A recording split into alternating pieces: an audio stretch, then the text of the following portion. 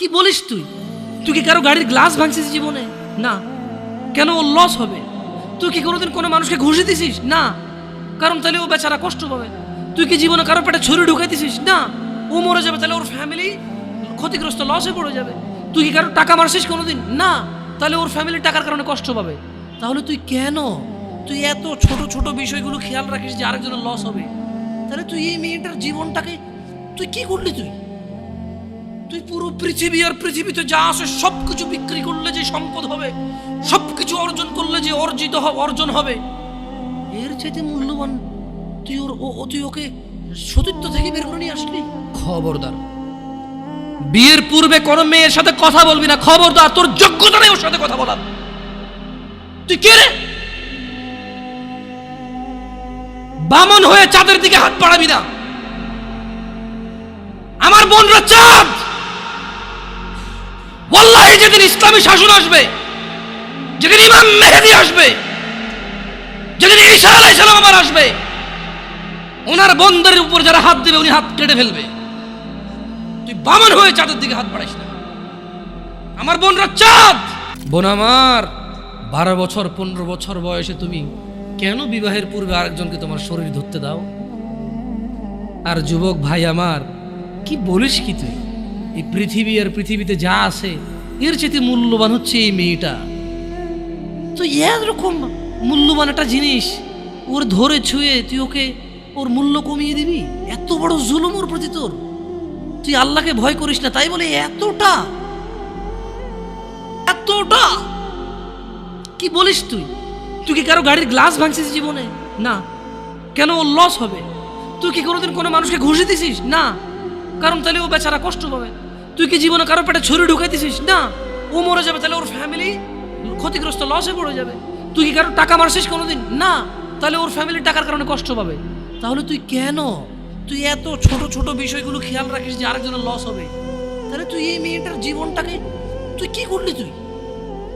তুই পুরো পৃথিবী আর পৃথিবীতে যা আছে সবকিছু বিক্রি করলে যে সম্পদ হবে, সবকিছু অর্জন করলে যে অর্জন হবে, এর চাইতে মূল্যবান তুই ওকে সতীত্ব থেকে বের করে নিয়ে আসলি। তুই তোর সামান্য ডিজায়ার ফুলফিল করার জন্য, যেটা আল্লাহ তোর জন্য বৈধ করেছে, কবুল বললে তোর বাপের দোষ, আল্লাহর তো দোষ না। তোর বাপের দোষ, সমাজের তো দোষ না। তোর বাপ তোকে বিয়ে করে না। ভাই আমার, তোর বাপ মনে করে তুই ছোট, 18 বছর বয়স তোর বাপ মনে করে তোর বাপ 16 বছর বয়সে হস্তমৈথুন করছে, তোর 22 বছর, তুই এখনো ছোট নুনু খাস, দুধু খাস। তোর বাপের অজ্ঞতা, ইসলামের দোষ দিবি কেন তুই এটা? তোর বাপ 13 বছর বয়সে চাস্তবন জাটতবন নিয়ে পালাই গেছে, এরপরে সবাই মিলে ধরে আনছে। এরপরে তোর বাপের তোর দাদারা বলছে কলিযুগ শেষ হয়ে গেছে। 20 বছর আগের কথা বলতেছে আর কি। তোর বাপ 14 বছর বয়সে লুকায় খেরেসিন ওই কি। আরে ভাই, আপনি শহরের ভাই, শহরের বয়স কটুক হয়েছে। হ্যাঁ, আর সব মানুষ শহরে গেলে আমি দেখছি তো। ঢাকা শহর খালি হয়ে যায় কেন তাহলে ঈদে? আমারে বলেন না যে আমরা না ঢাকা শহরে থাকি, কিছু বুঝি না। হ্যাঁ, এবার বলবেন না আমাকে। আমি বাংলা পারি না, একটু পারি, এবার বলার দরকার নেই আমাকে। না, আমরা জানি আপনারা সব মানুষই গ্রামের, ঢাকা শহর ঈদ হলে সব খালি হয়ে যায়, ওই যায় না। হ্যাঁ, তো তোর বাপ ওই যে এখন কেউ বলি না যে সুপারি বাগান চেনেন না, ওই যে খেরের চিন, এগুলো বোঝেন না, বললেন না আমার যে জামশেদ ভাই যে কনটেক্সটে কথা বলে না, বুঝে আসে না। হ্যাঁ, একটু শিখেলে তো বলার দরকার নেই। কেমন? আমি জানি আপনি বোঝেন না, বোঝার ভান করার দরকার নেই। আচ্ছা, তো তোর বাপে 14 বছর বয়সে এই আশবাগানে যায় জেনায় লিপ্ত ছিল, তোর বয়স 25, কয় এখনো ছেলেটা বড় হয়নি। তো দোষ ইসলামের এখানে? তোর বাপের, তোর জান্নাতের প্রতি পরোয়া নেই, তোর টাকার প্রতি পরোয়া আছে। তোর বাপ তোর জান্নাত সেভ করতে চায় না, তোকে নাকি ভালোবাসে। তোর বাপ তোর ইজ্জতের পরোয়া করে না, তোকে নাকি ভালোবাসে। তুই নাকি ভালো মানুষ, পৃথিবী আর পৃথিবীর সবচেয়ে সম্পদশালী জিনিসটাকে শুধু একটা এই মুখে মুখে চুমু দিয়ে একটা ওই যে এভাবে ছবি তুলেছি আর কি। এভাবে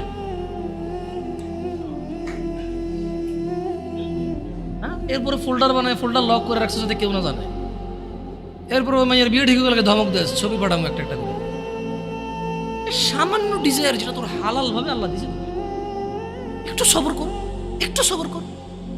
তুই ক্লাস 5-এ পড়তেছিস, 6-এর জন্য ওয়েট করতেছিস না?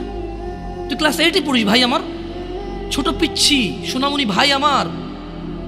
তোকে আমি আমার মাথায় রাখি, তুই বলছি রাগ করিস না, তুই বললে আমি না অত তো সিনেমা নাটক দেখি না, তোরাই কস, তুই বললে আপন, তাই তোরা আপন করে বলতেছি।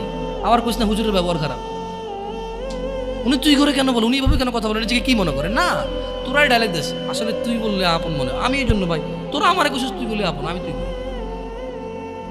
আমি তো সৌদি আরব বড় হয়েছি, আমি তো দেশে বড় হই নাই। আমি আসার পরে সব ডাইরেক্ট দেখছি, আসলে আপন জনকে তুই বলে, হ্যাঁ তুই বললে আপন মনে হয়, আমি তোরা আপন মনে করি, কারণ ইন্নামাল মুমিনুনা ইখওয়া। 1450 বছর আগে আল্লাহ আমার কাছে তুই আমার ভাই, কত আপন তুই চিন্তা কর, তোরা তুই গুমনা কারে গুমরে ভাই আমার, তুই আমার আচরণে যাইস না। হ্যাঁ তুই আমার কত পুরনো ভাই তুই জানিস? আমার মায়ের পেটের ভাইটা আমি যেদিন জন্ম হয়েছি বুঝতে পারছি, সেদিন আমাকে আমার বাপ মা, আমার পরিবেশ বলছে আমার মায়ের পেটের ভাই। কিন্তু অ্যাজ এ মুসলিম তুই আমার ভাই, 1450 বছর আগে এটা ঘোষণা হয়ে গেছে পৃথিবীতে। তোকে যদি আমি তুই না বলি, আদর করে না বলি, আপন না মনে করি, কাকে মনে করবো রে? তুই তো আমার তুই তো আমার আপন। এমন করিস না ভাই আমার, তোর বয়স সবে 14 বছর, একটু অপেক্ষা কর, একটু অপেক্ষা কর। তোর বাপ বিয়ে করেছে, তুই পৃথিবীতে আসছিস, তুই এমনি এমনি আসিস নি, তুইও বিয়ে করবি, তুইও পৃথিবীর সমস্ত সুখ পাবি ইনশাআল্লাহ।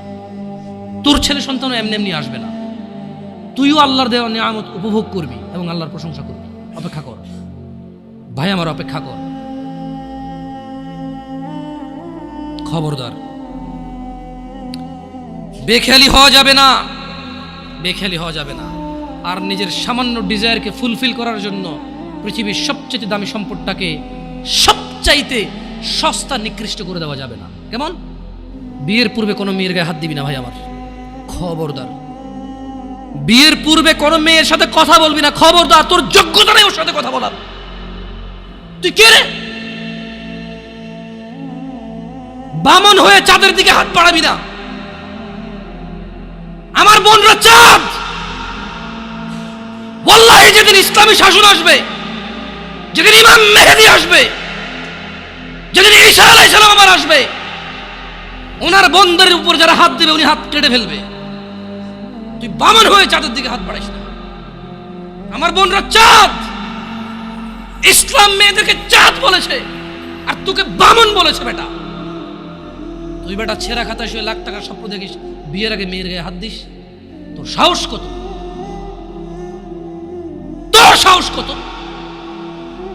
তুই জানিস না মুহাম্মদ সাল্লাল্লাহু আলাইহি সাল্লাম বলছে নেক স্ত্রী দুনিয়াতে যা আছে ওর চেয়ে বেশি উত্তম। তুই কি করে ওর গায়ে হাত দিস বিয়ের আগে? তোর সেই যোগ্যতা আছে বল?